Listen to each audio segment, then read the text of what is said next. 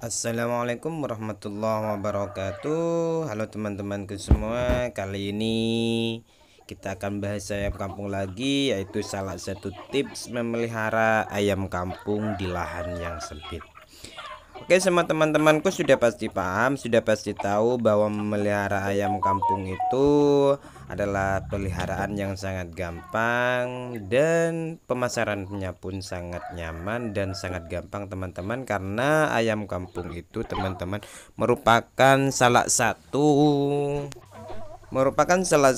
ternakan ayam yang sangat gampang dan sangat diminati, baik dari daging, telur maupun dari bulunya. Salah satu tipsnya yaitu yang pertama teman-teman perlu dipahami, yang pertama ialah pemilihan indukan dan bibit ayam teman-teman. Dalam pemilihan indukan dan bibit ayam ini teman-teman harus bisa memahami bahwa dalam memilih indukan itu harus memilah induk yang tinggi besar dan sehat untuk menciptakan anakan yang baik, atau teman-teman bisa langsung membeli bibit teman-teman, bibitnya itu atau anakan ayam atau DOC baik dari perusahaan ataupun bisa menetaskan sendiri, karena ciri-ciri bibit yang sehat itu teman-teman bisa dilihat dari bulu, keaktifan DOC-nya, dan sekaligus DOC itu matanya bening dan bulu-bulunya pun rapi. Itu adalah ciri-ciri DOC yang bisa dijadikan bibitan sehat dalam kandang teman-teman.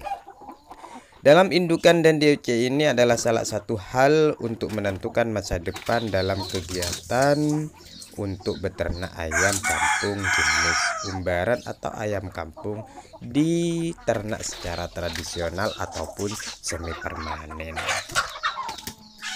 Berikutnya teman-teman, yang kedua ialah teman-teman harus bisa mengatur kandang teman-teman, karena ketika kita berbicara pelihara ayam dengan modal kecil atau ternak ayam kampung di lahan yang sangat sempit, maka kita harus bisa mengatur kandang untuk ayam-ayam kita. Bisa dibuat sesederhana mungkin, baik itu dengan bambu ataupun kayu-kayu serpihan yang sudah dibuang di sekitar kita.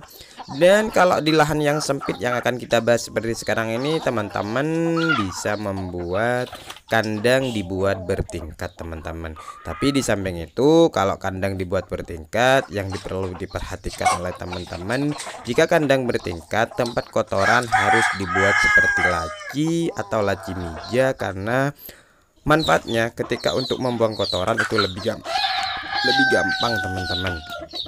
Selanjutnya, apabila kandangnya tidak dibuat bertingkat, teman-teman, dasar kandang atau lantai kandang harus bisa dibuat sekering mungkin dengan cara memberikan alas atau lantai kandang bisa memakai pasir atau sekam. Ini manfaatnya membuat lantai atau dasar kandang itu selalu kering oleh kotoran-kotoran ayam itu teman-teman. Yang berikutnya teman-teman, untuk beternak ayam di lahan yang sempit, teman-teman harus bisa mengurangi bau kandang, karena biasanya kalau kita hidup di daerah perkotaan itu lahan kita sangat sempit, karena kehidupan di perkotaan, masyarakat di perkotaan, perumahannya pun sudah semakin banyak, maka lahannya sangat sempit.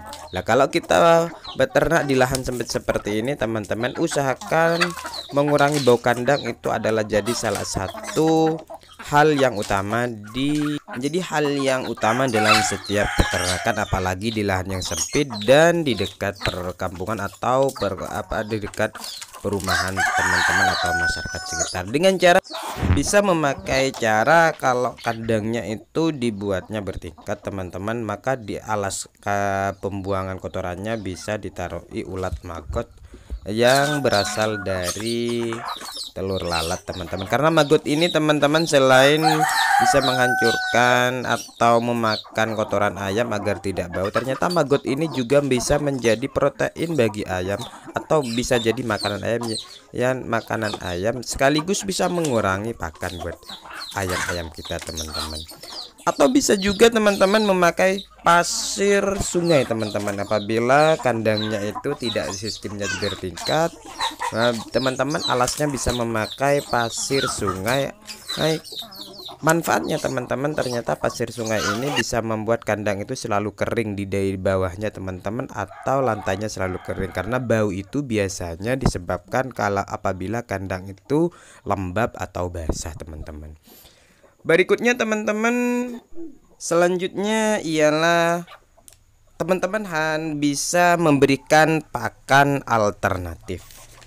Pakan alternatif ini teman-teman salah satunya bisa mengurangi pakan khusus pada umumnya teman-teman, atau pakan yang kita beli di toko ataupun dibeli di sekitar kita. Pakan alternatif ini teman-teman bisa memakai dedak atau bekatul maupun makanan-makanan sisa dari perumahan atau makanan sisa rumahan kita teman-teman.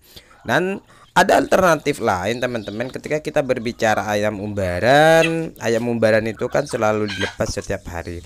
Maka usahakanlah di pinggiran atau di tempat lahan yang biasa diumbar ayam itu, usahakan ada dedaunan ataupun sayur-sayuran yang bisa dimakan oleh ayam, karena ini juga mengandung protein yang bisa membuat ayam sehat, sekaligus ini adalah pakan alternatif yang sangat bagus teman-teman.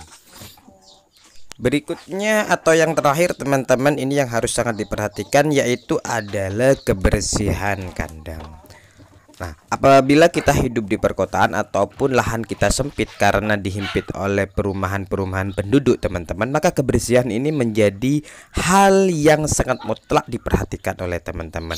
Ketika kandang kita tidak bersih, ketika kandang kita berbau, maka kita pasti akan dibicarakan atau dihujat oleh orang sekitar kita.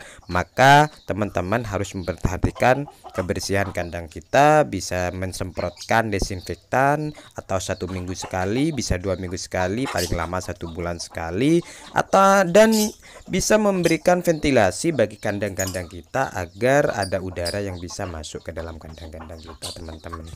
Mungkin cukup sampai di sini dulu teman-teman, semoga bermanfaat. Assalamualaikum warahmatullahi wabarakatuh.